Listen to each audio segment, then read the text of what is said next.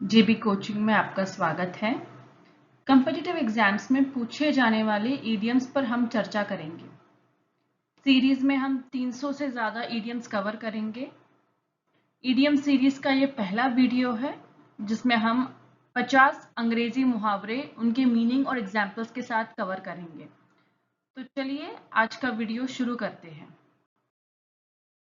पहला मुहावरा है to feel out of sorts. इसका मतलब होता है थोड़ा बीमार सा लगना या थोड़ा मूड ऑफ लगना। For example, John is feeling thoroughly out of sorts this morning. मतलब सुबह से जॉन को बहुत बीमार सा लग रहा है या उसका मूड काफी खराब है।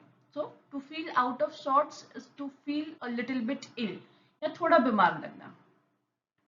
अगला मुहावरा है गो अंडर द नाइफ। इसका मतलब है सर्जरी करवाना या किसी तरह का मेडिकल ऑपरेशन होना।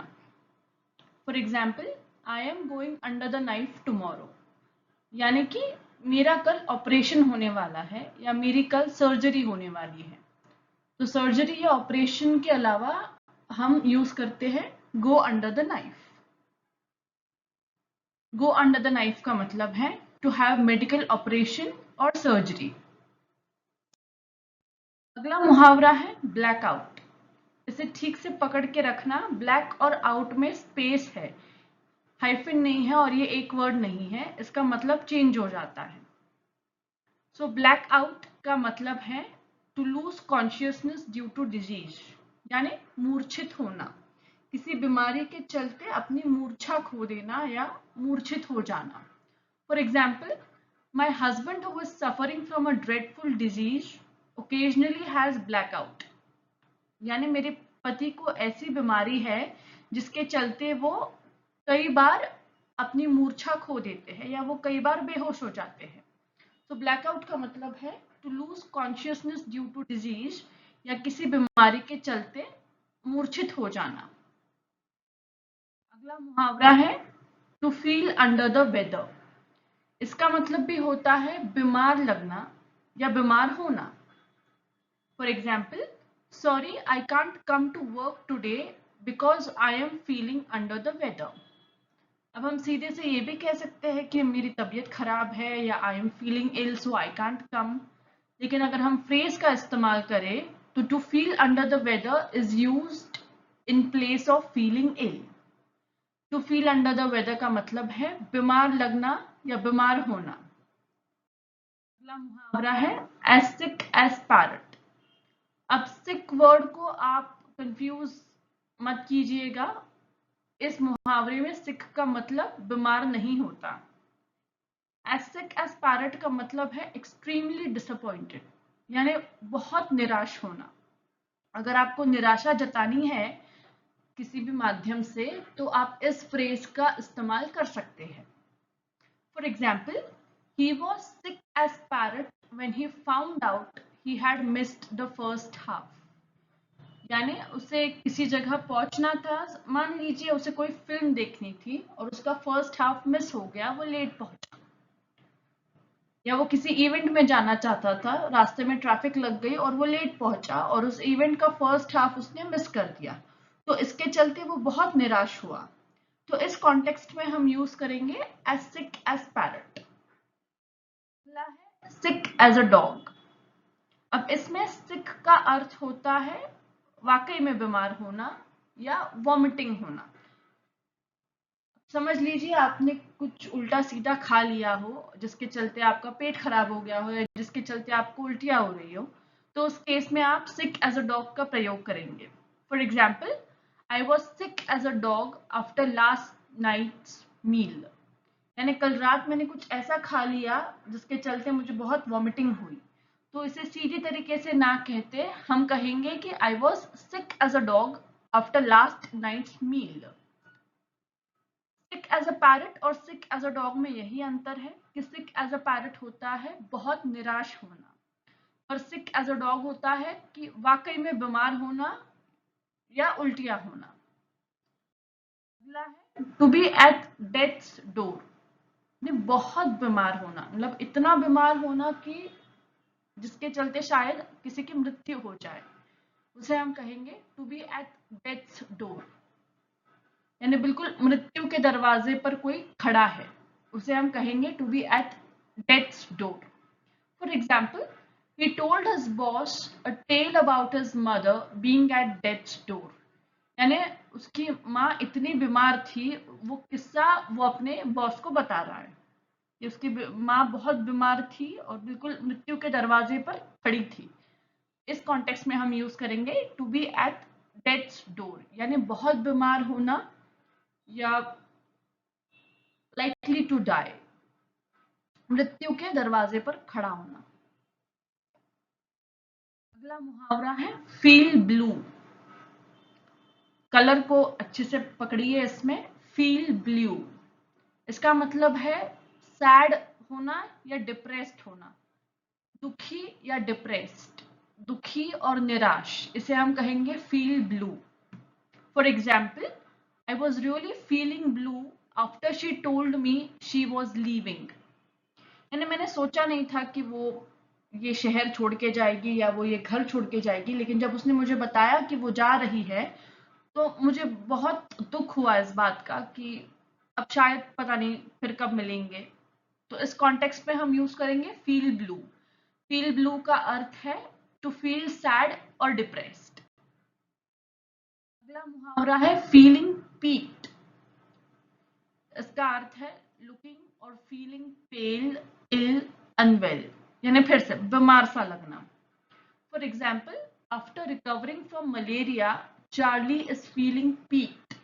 अब मलेरिया एक काफी लंबी समय की बीमारी है जिसके चलते बहुत वीकनेस आ जाती है। तो उस वीकनेस को जताने के लिए हम सीधे से ये नहीं कहेंगे कि हाँ मलेरिया तो गया, मैं थोड़ी ठीक तो हो गई, लेकिन अभी भी मुझे वीकनेस थोड़ी है। तो इसके अलावा हम कहेंगे कि आई am feeling peaked even after recovering from malaria. अगला है green around the gills. Colour को फिर से पकड़िए, पहले था फीलिंग ब्लू। फीलिंग ब्लू का मतलब था फीलिंग सैड और डिप्रेस्ड। अब आ गया green. Green around the gills का मतलब है टू लुक इल और पेल। पेल का मतलब होता है बिल्कुल, मतलब चेहरे का रंग खो जाना। जैसे वीकनेस में हम कहते हैं ना कि तुम तो मतलब बहुत पता नहीं गोरी लग रही हो या बहुत सफेद लग रही हो, एक्चुअली गोरापन नहीं होता, वो बीमारी के चलते वो जो चेहरे का रंग उड़ जाता है वो उस तरह का अ, होता है, उसे हम पेल कहते हैं। तो ग्रीन अराउंड द गिल्स का मतलब है टू लुक इल और pale. For example, some passengers looked kind of green around the gills after the trip. ये अक्सर मोशन, किसी किसी को मोशन सिकनेस होती है या कोई ट्रैवलिंग के लिए जाता है, क्लाइमेट चेंज हो जाता है, तो उस कॉन्टेक्स्ट में भी इसे यूज किया जाता है कि पता नहीं बीमार बीमार सा लग रहा है, चेहरे का रंग उड़ गया है, खाने पीने का पूरा मतलब तरीका चेंज हो गया है कि बहुत फास्ट फूड खाया जा रहा है या बहुत तला हुआ खाया जा रहा है। हम जब बाहर जाते हैं तो डाइट का उतना हमारा डाइट पर ध्यान नहीं रहता। तो इस सारे के चलते कुछ लोगों को बीमारी सी भी होती है, कुछ लोग थोड़े बीमार से भी दिखते हैं। तो ऐसे कॉन्टेक्स्ट में भी हम ग्रीन अराउंड द गिल्स का प्रयोग कर सकते हैं। अगला है to get rid of.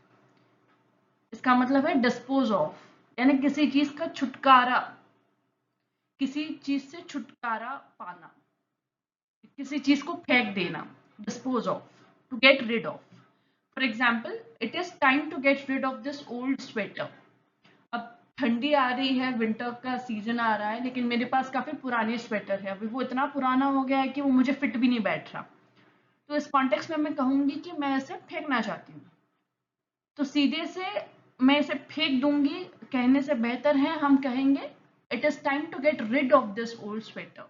To get rid of का मतलब है डिस्पोज ऑफ, यानी किसी चीज से छुटकारा पाना या किसी चीज को फेंक देना। अगला है बी अप एंड अबाउट।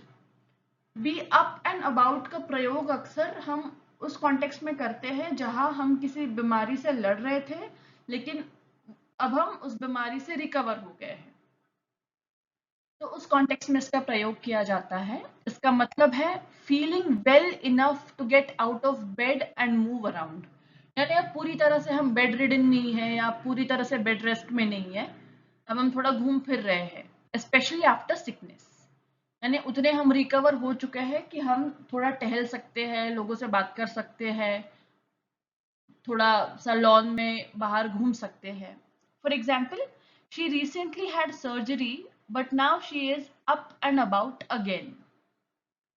यानी कि अभी उसकी सर्जरी हो गई, लेकिन सर्जरी अब समझ लीजिए सर्जरी को हुए कुछ 15-20 दिन हो गए हो, या चाहे 1 महीना हो गया हो, तो 1 महीने में इंसान थोड़ा बहुत तो रिकवर कर ही जाता है, कितनी भी कॉम्प्लेक्स सर्जरी हो।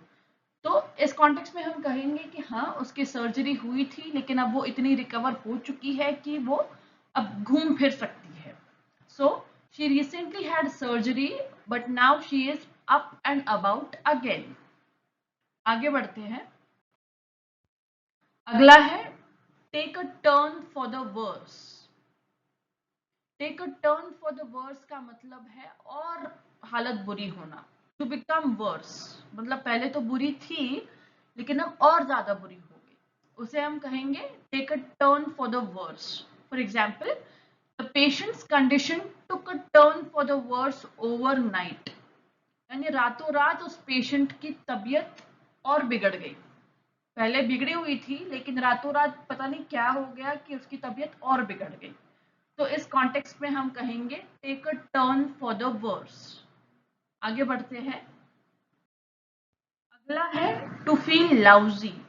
लाउजी का मतलब है फिर से बीमार सा लगना। लाउजी का मतलब आलस्य भी होता है, कहीं कहीं ये भी यूज होता है कि बहुत पता नहीं आलसीपन लग रहा है, उस केस में भी लाउजी का इस्तेमाल कर सकते हैं। लेकिन इसका इस कॉन्टेक्स्ट में मतलब है to feel ill. For example, I went to work. इसका थोड़ा सा करेक्शन है, मैंने टू स्किप कर दिया सेंटेंस में, kindly correct it at your place. I went to work even though I was feeling lousy. यानी मुझे पता नहीं थोड़ा बीमार सा लग रहा था, फिर भी मैं काम पर चली गई। आगे बढ़ते हैं। अगला है फुट इन माउथ डिजीज। अब फिर से इस फ्रेज में डिजीज का इस्तेमाल किया है। डिजीज का अर्थ होता है किसी प्रकार की बीमारी, लेकिन इस कॉन्टेक्स्ट में या इस फ्रेज में डिजीज का मतलब डिजीज नहीं है। ये बिल्कुल बातें पकड़ते हुए चलिए। जैसे पहले मैंने आपको बोला था sick as a parrot. Sick as a parrot में वो सिकनेस वाला सिक नहीं है, वो क्या था, टू फील एक्सट्रीमली डिसअपॉइंटेड, यानी निराशा की भावना, उसे कहते हैं सिक एज अ पैरट। वही दूसरी ओर सिक एज अ डॉग का था कि हाँ, बीमार होना या वॉमिटिंग होना, कोई कुछ उल्टा सीधा खा लिया और वॉमिटिंग हो रही है, so I am sick as a dog. तो उस कॉन्टेक्स्ट में सिक का मतलब वाकई में सिकनेस था। अब आते हैं फुट इन माउथ डिजीज पर। फुट इन माउथ डिजीज में डिजीज कोई बीमारी नहीं है, लेकिन उसे एक कॉन्टेक्स्ट में यूज किया गया है। इसका मतलब जानते हैं। इसका मतलब है habit of making inappropriate, insensitive और इम्प्रूडेंट स्टेटमेंट्स। यानी बिना कुछ सोचे समझे कुछ भी कह जाना, और बहुत ही इनअप्रोप्रिएट, यानी उस चीज का कोई जरूरत ही नहीं है, या वो चीज बहुत ही उस कॉन्टेक्स्ट में ऊट पटांग लग रही है।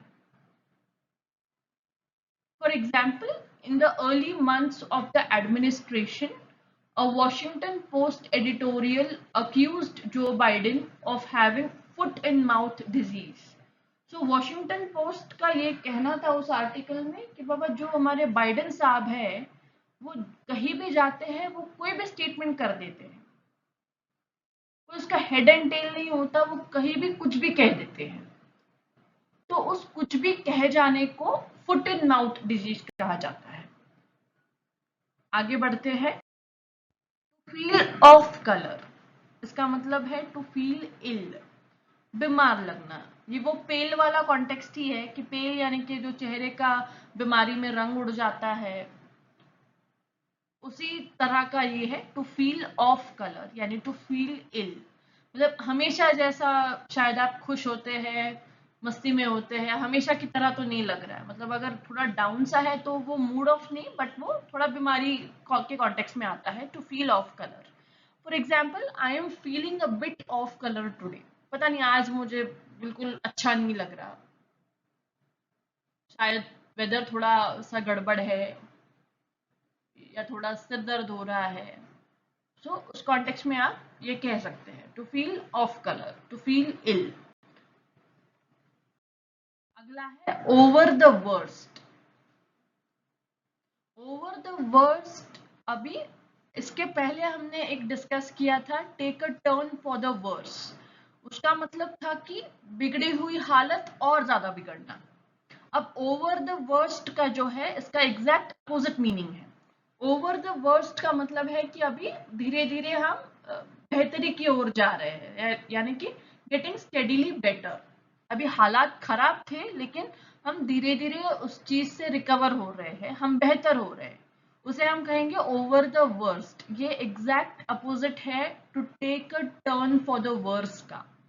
Take a turn for the worse का मतलब था बिगड़ी हुई हालत और बिगड़ना। ओवर द वर्स्ट का मतलब है गेटिंग स्टेडीली बेटर, यानी धीरे धीरे बेहतरी की तरफ जाना।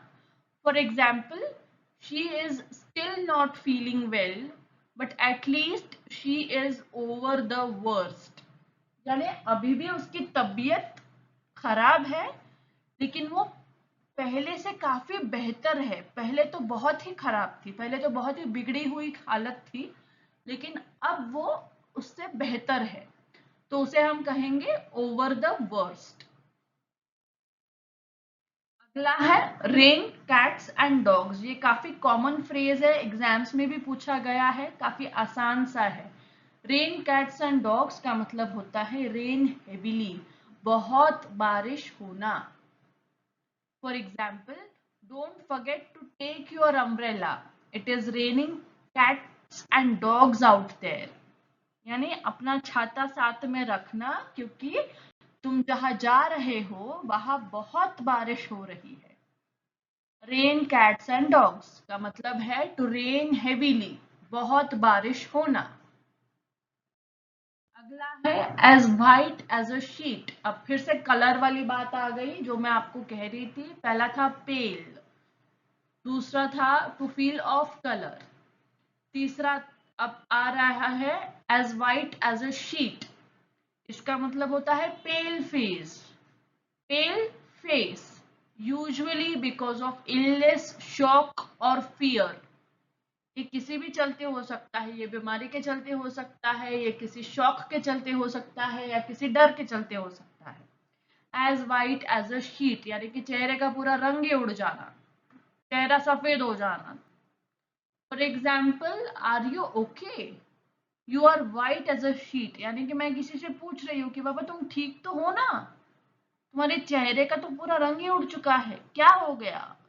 You are white as a sheet, यानी pale face usually because of illness, shock और फियर।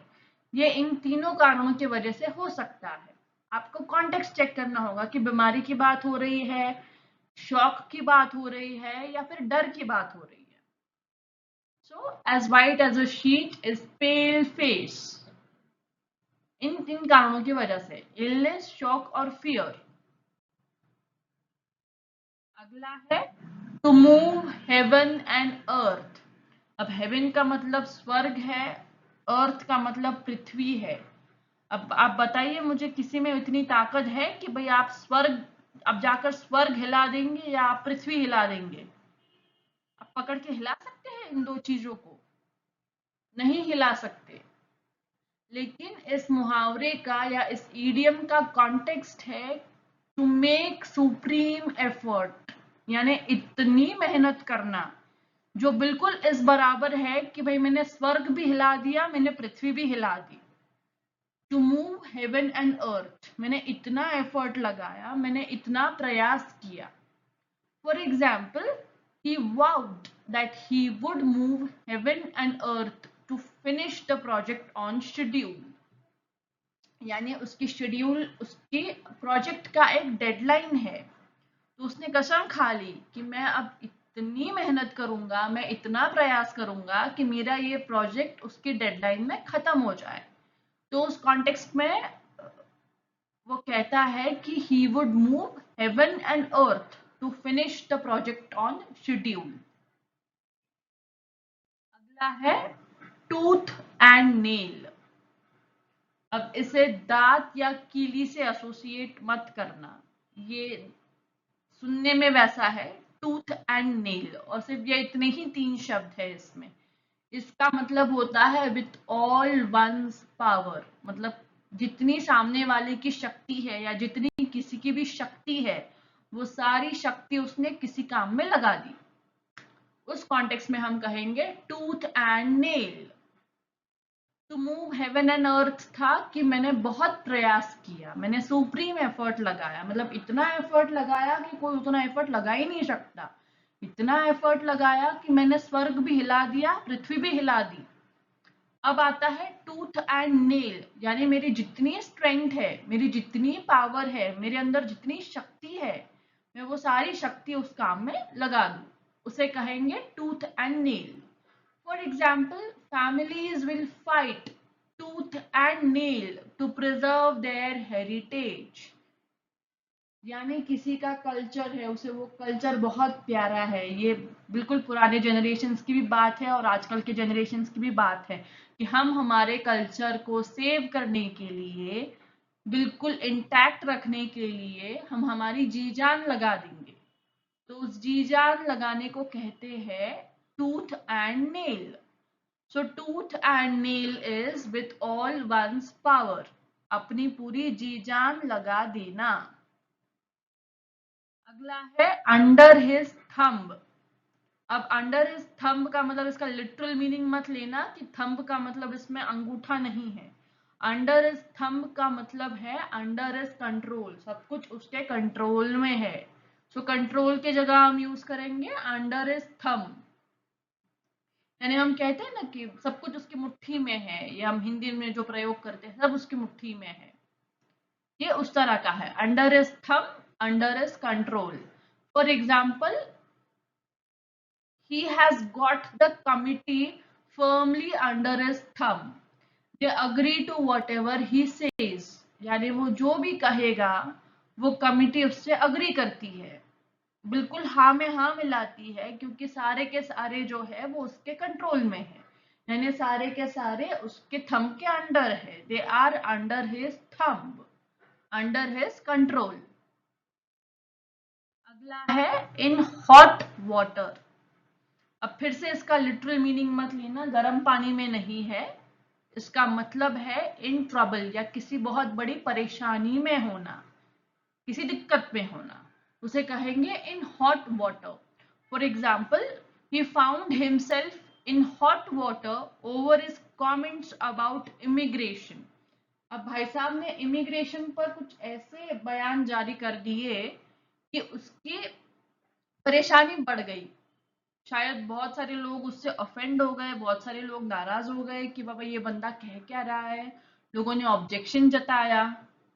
तो उस कॉन्टेक्स्ट में हम कहेंगे इन हॉट वाटर, यानी उसने बयान तो दिया लेकिन now he is in hot water, अब वो एक गहरी परेशानी में है, उसे कहेंगे इन हॉट वाटर, यानी इन ट्रबल। अगला है to bell the cat.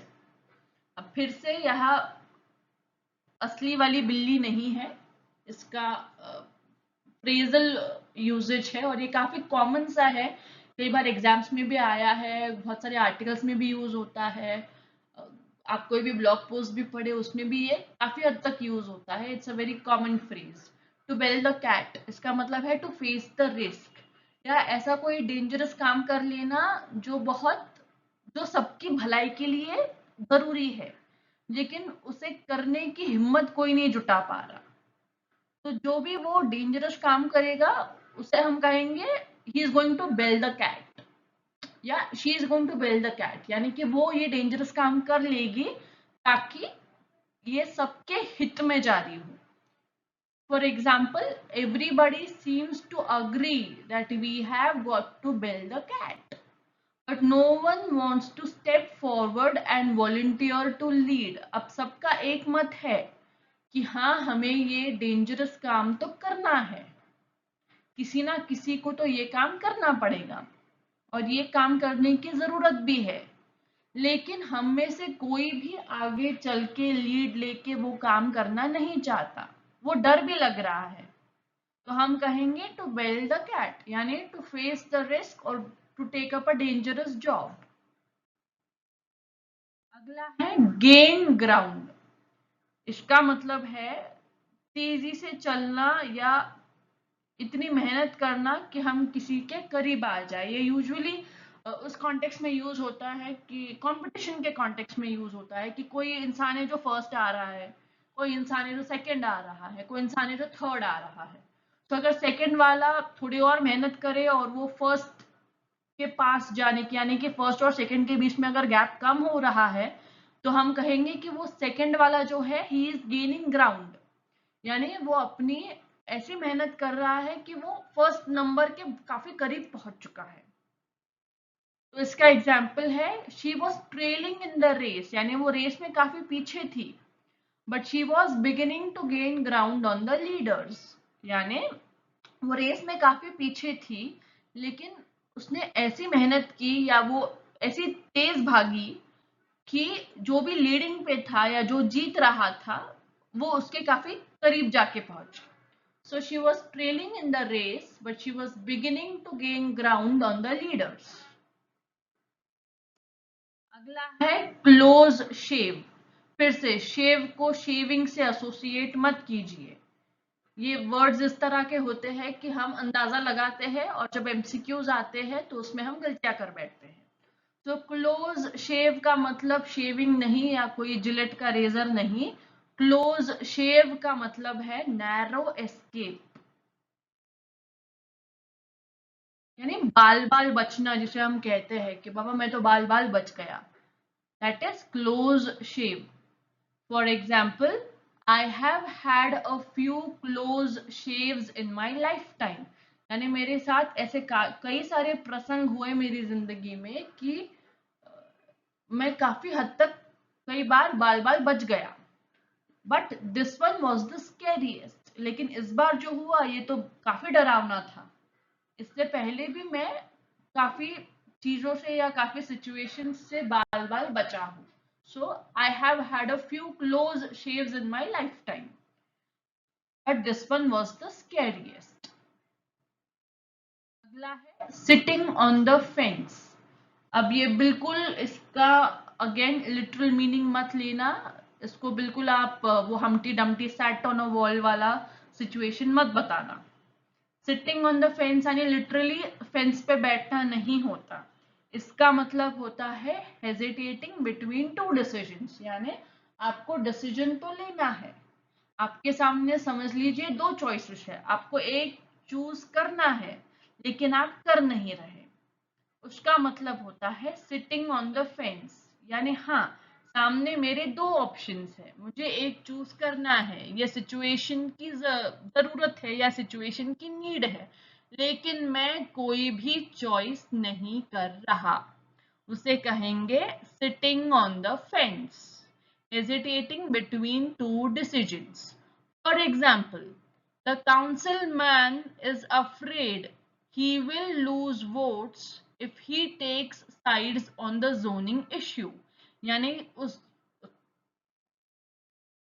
Constituency में कोई जोनिंग इशू चल रहा था और वहां का जो काउंसिल मैन था या वहां का जो हम एमएलए वगैरह कहते हैं, वहां का जो नगर सेवक था, वो काफी डरा हुआ था कि बाबा अगर मैंने किसी एक की साइड ले ली तो मैं दूसरी साइड के वोट्स खो दूंगा, दूसरे लोग मुझे वोट नहीं करेंगे।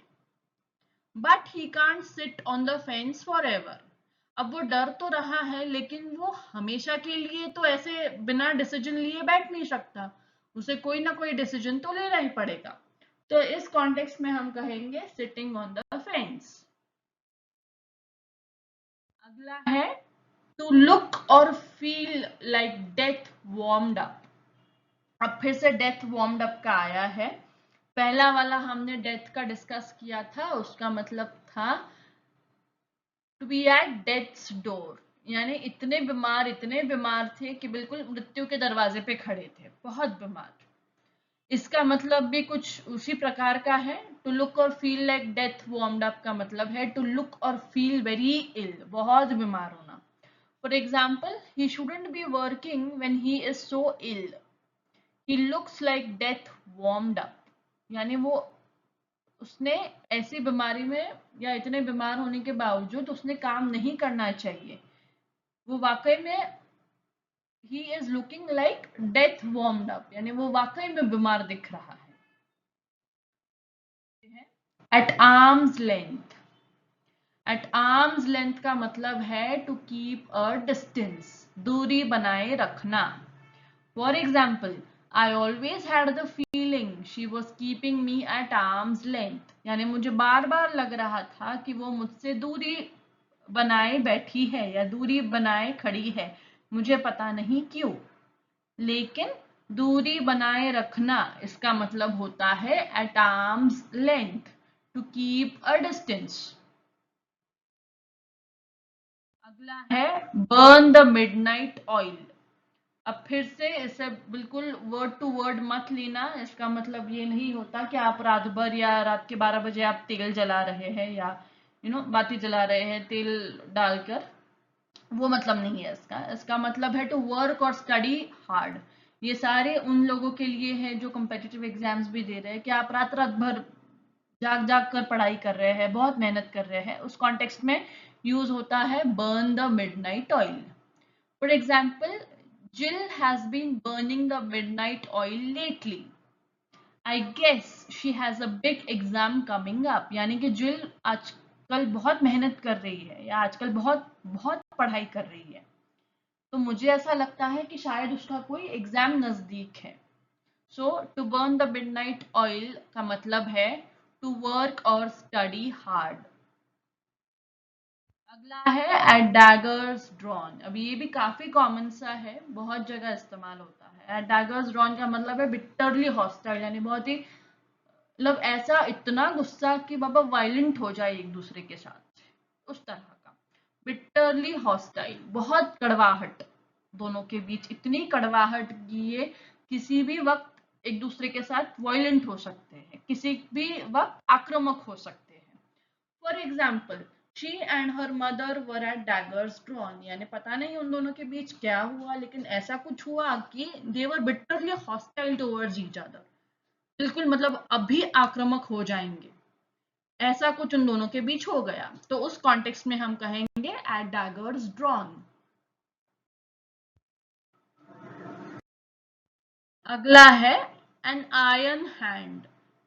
एन आयरन हैंड यानी लोहे का हाथ नहीं, ये सनी देओल की बात नहीं हो रही है, 2.5 किलो का हाथ, ये वो बात नहीं है, लेकिन हाँ मतलब कुछ सिमिलर सा है। स्टर्न और rigorous control, an iron hand का मतलब है काफी एक स्ट्रिक्ट सा कंट्रोल होना किसी बात पर। For example, some judges run their courtrooms with a short temper and an iron hand, यानी कुछ कोर्ट्स में ऐसे जजेस होते हैं जो जिनका टेम्पर भी काफी खराब सा होता है और उनका आयरन हैंड होता है, यानी उनका कंट्रोल भी बड़ा जबरदस्त होता है, एक्सेस कंट्रोल, सब कुछ अपने मुट्ठी में रखना जैसे कहते हैं। हमारा पहला ऐसा सिमिलर वाला इडियम था under his thumb. Under his thumb का मतलब था अंडर हिज कंट्रोल, वैसे ही एन आयरन हैंड का मतलब होता है स्टर्न और रिगरस कंट्रोल, यानी बहुत कंट्रोल एक्सरसाइज करना, उसे कहेंगे आयरन हैंड। अगला है अ डाइम अ डजन। इसका मतलब होता है कॉमन एंड वर्थलेस, यानी काफी कॉमन सा है, इसकी इतनी वैल्यू भी नहीं है या इतना महंगा भी नहीं है। ये यूजुअली ऐसे केसेस में यूज होता है ना कि हाँ मतलब उसकी कीमत तो पता नहीं बहुत बता रहे हैं, लेकिन अगर हम उसे देखें तो पता नहीं वो उतना उस कीमत के लायक तो नहीं लग रहा, उस कीमत से काफी कम भाव का लग रहा है।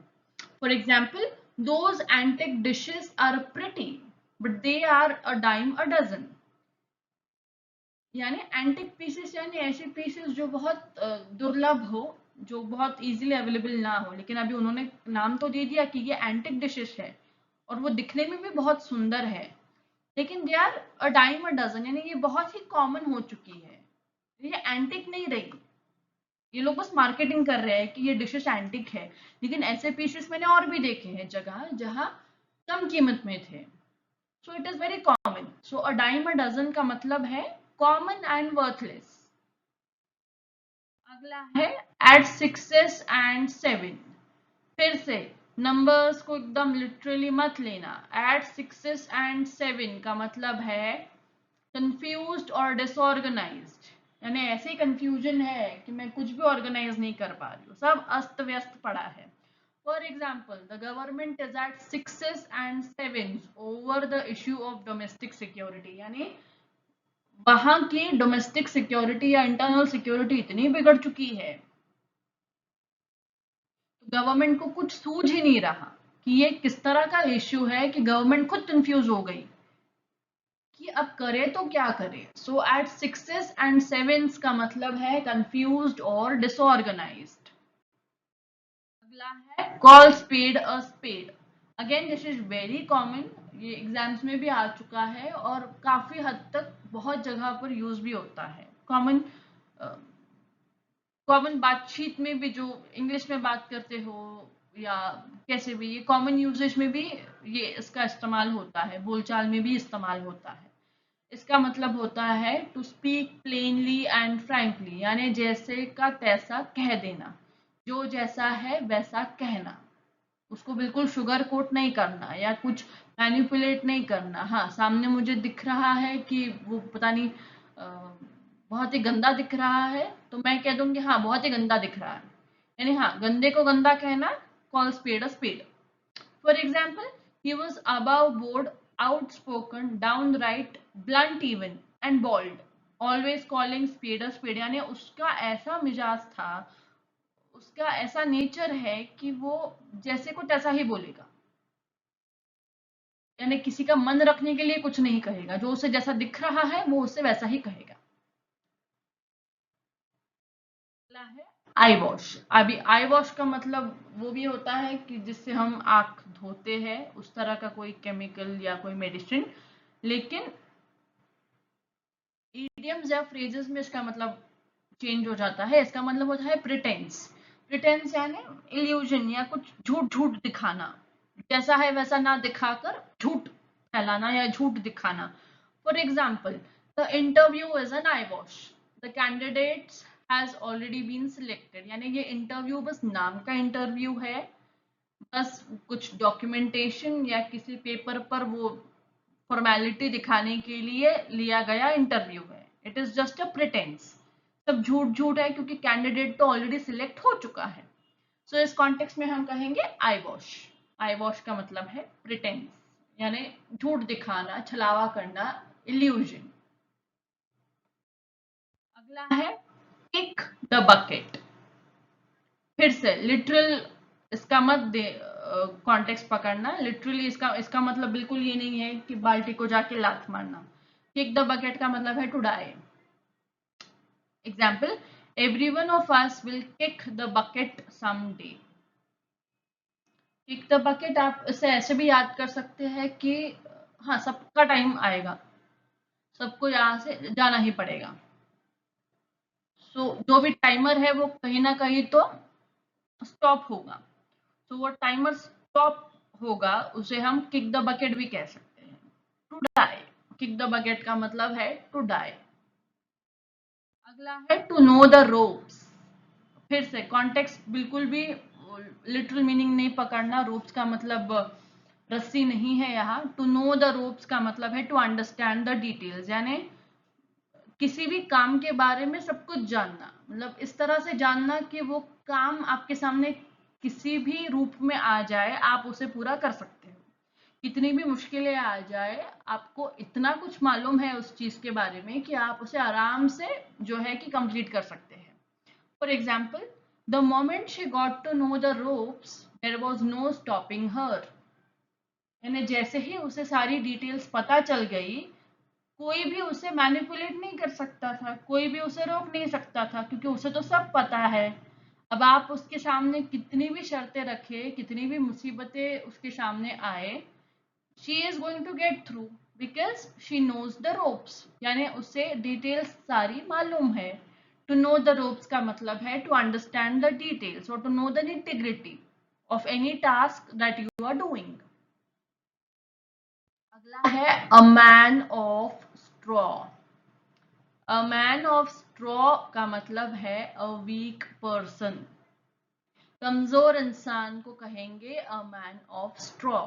For example, he was accused by his opponents of being a man of straw and lacking in decisiveness. यानी उसके जो एनिमीज है या उसके जो शत्रुगण हैं उन्होंने उसे अक्यूज किया या उन्होंने इल्जाम लगाया कि ये तो बहुत ही कमजोर इंसान है क्योंकि ये कोई भी डिसीजन नहीं ले सकता. तो उस कमजोर इंसान वीक पर्सन यूज करने के अलावा हम यूज करेंगे अ मैन ऑफ स्ट्रॉ, यानी कमजोर इंसान.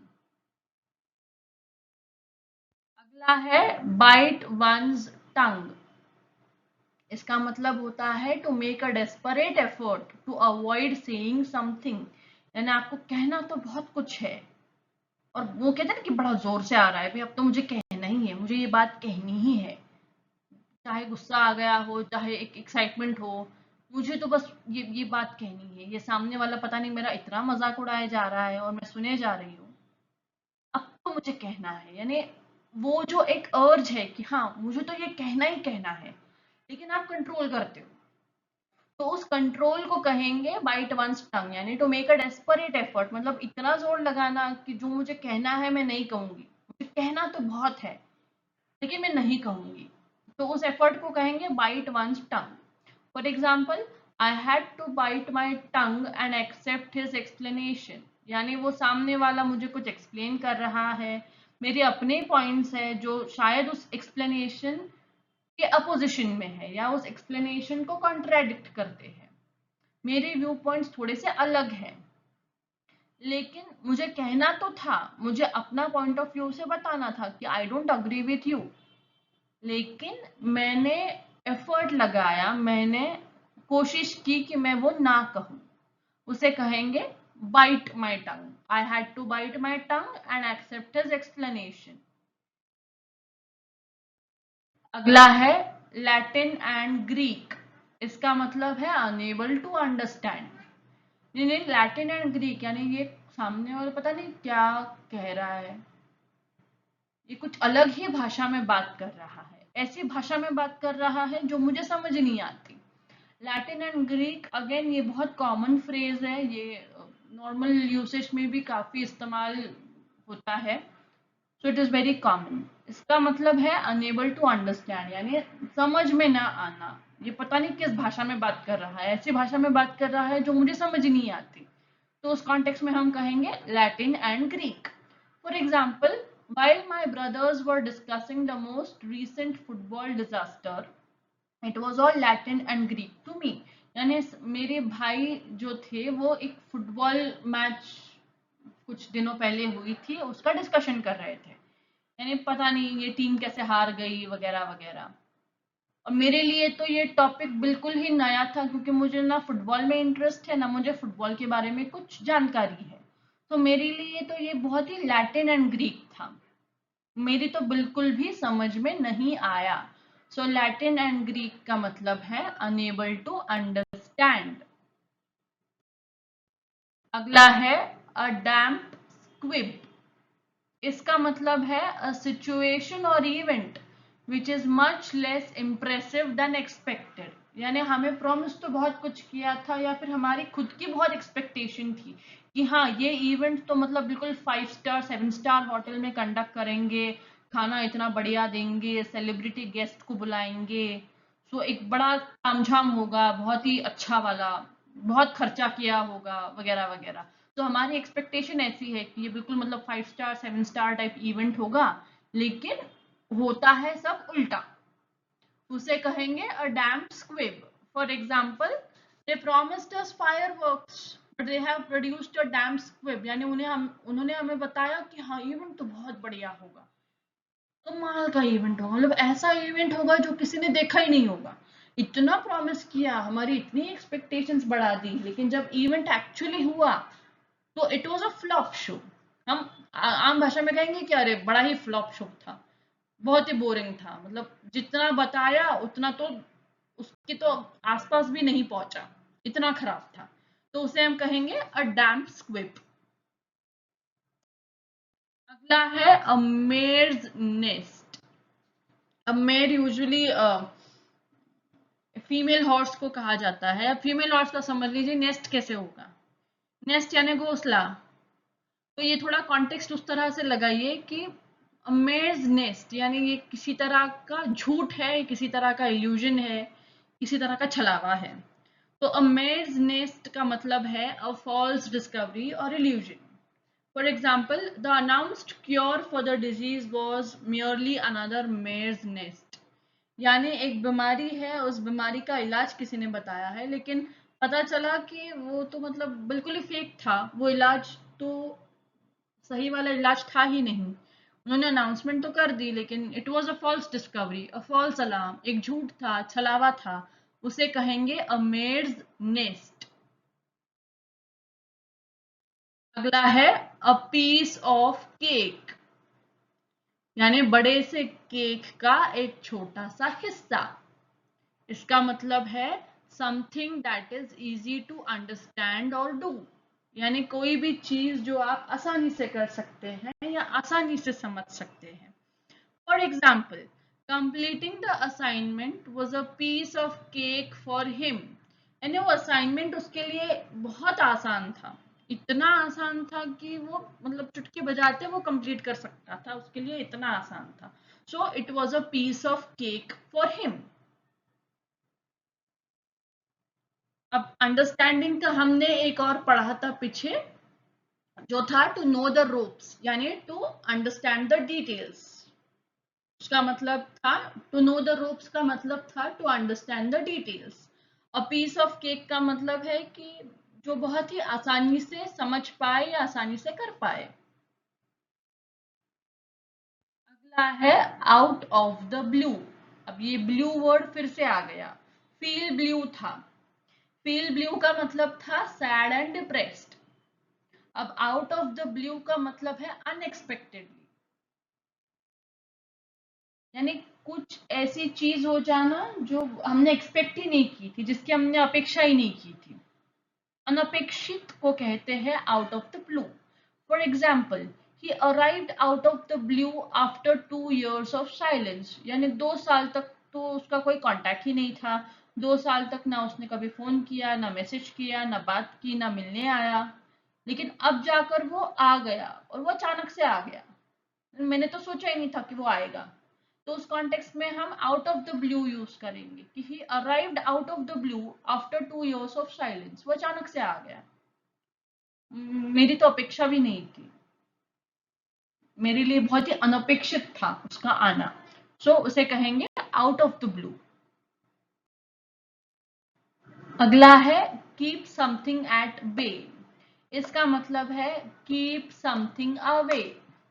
फिर से एट आर्म्स लेंथ हमने पढ़ा था, आर्म्स लेंथ का मतलब था दूरी बनाए रखना, वैसा ही कुछ सिमिलर सा है ये। कीप समथिंग एट बे का मतलब है कीप समथिंग अवे, किसी को दूर रखना, किसी को दूर रखना, उसका मतलब है कीप समथिंग एट बे।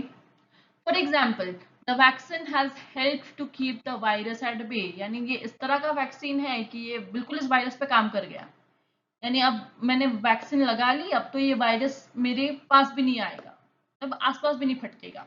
उसे कहेंगे कीप समथिंग एट बे, दूर रखना। Clear the pitch. Clear the pitch का मतलब है स्पॉइल अ प्लान, यानी हमने कोई प्लान बनाया और उस प्लान का जो है पूरा सत्यानाश कर देना,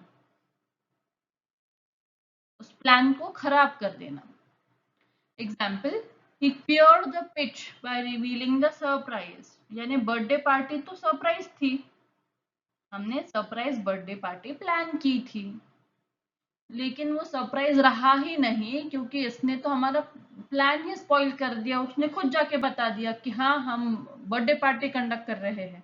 तब जब जाके बता दिया, जिसका बर्थडे था उसी जाके बताया कि हाँ हम तो पार्टी रख रहे हैं, तो सरप्राइज किस बात का रहा। तो उसने हमारा प्लान स्पॉइल कर दिया, या he queered the pitch by revealing the surprise, उसने हमारा प्लान खराब कर दिया। अगला है अप इन आर्म्स, इसका मतलब है वेरी एंग्री, बहुत गुस्सा होना। For example, the residents are up in arms over the proposed demolition of the library.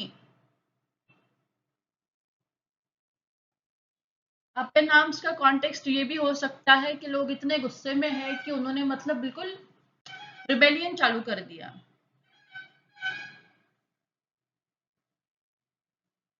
उसे कहेंगे अप इन आर्म्स, बहुत गुस्सा होना।